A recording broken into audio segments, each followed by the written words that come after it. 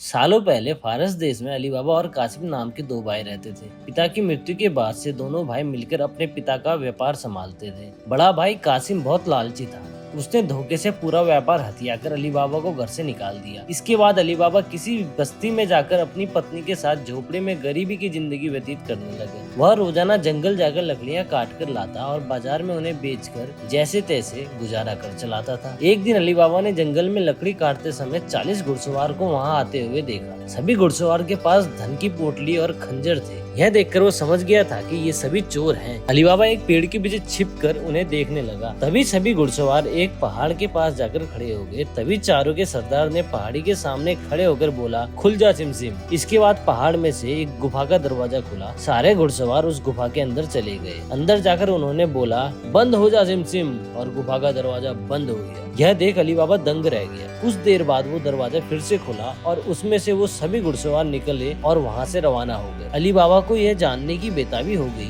कि आखिर इस गुफा में क्या है और वो सब यहाँ क्या कर रहे थे। इसके बाद उसने गुफा में जाने का फैसला किया। वह उस पहाड़ के सामने गया और बार बार चोरों के सरदार के शब्द बोलने लगा, खुल जा सिमसिम, खुल जा सिमसिम।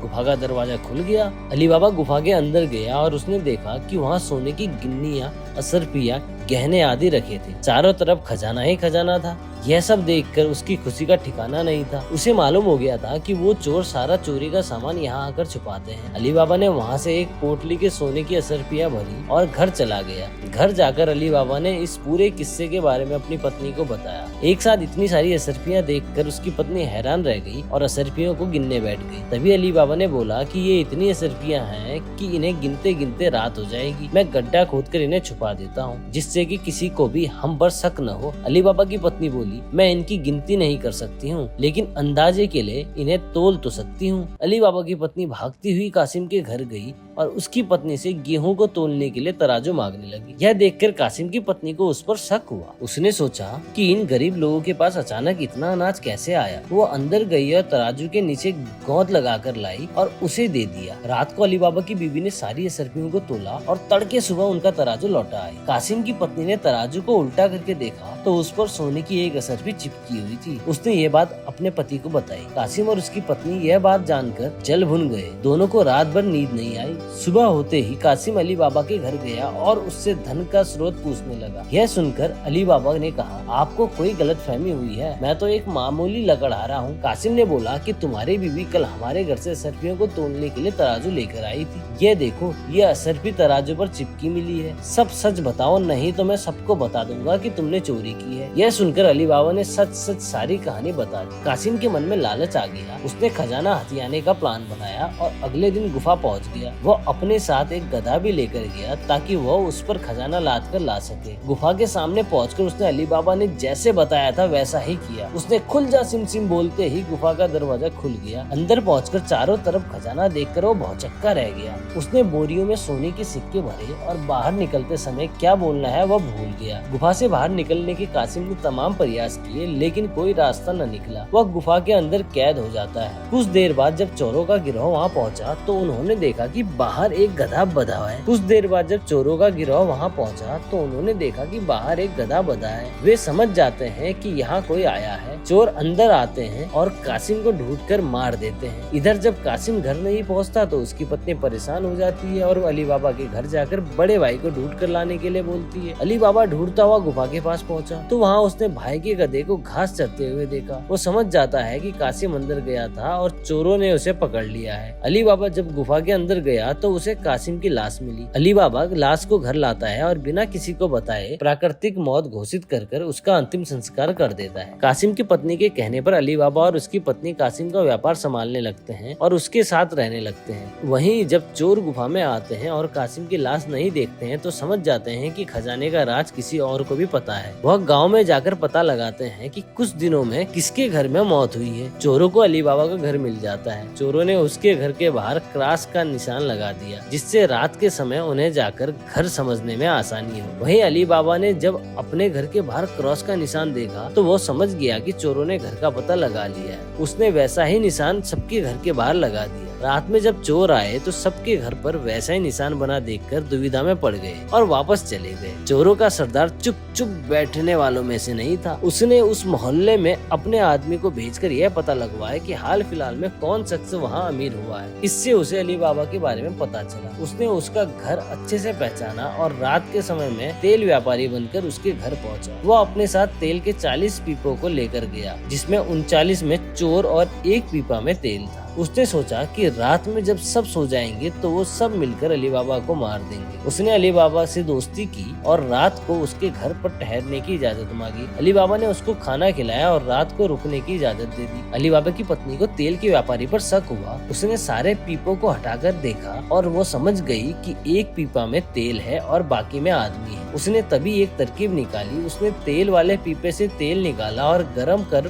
बाकी पीपों में डाल दिया। सारे चोरों की मौत हो गई। रात में जब सरदार ने चोरों को निकलने का इशारा किया तो एक भी चोर बाहर नहीं निकला। उसने पीपों को खोलकर देखा तो सभी चोर मर चुके थे। यह देखकर वो इतना डर गया कि अपनी जान को बचाने के लिए वो तुरंत वहाँ से भाग गया। सुबह अली बाबा की पत्नी ने ये सारी बात अली बाबा को बताई, जिसे जानकर वो बहुत खुश हुआ। अब उन 40 चोरों के सारे खजाने का अकेला मालिक अली बाबा था। वह देश का सबसे अमीर शख्स बन गया था और खुशी खुशी अपनी बीवी बच्चों के साथ रहने लगा। कहानी से सीख, लालच मनुष्य का दुश्मन है। लालच करने से सब काम खराब हो जाते हैं, इसलिए कभी भी लालच नहीं करना चाहिए। तो दोस्तों, आपको अगर ये कहानी पसंद आई हो तो इसे लाइक करें और चैनल को भी जरूर से सब्सक्राइब करें।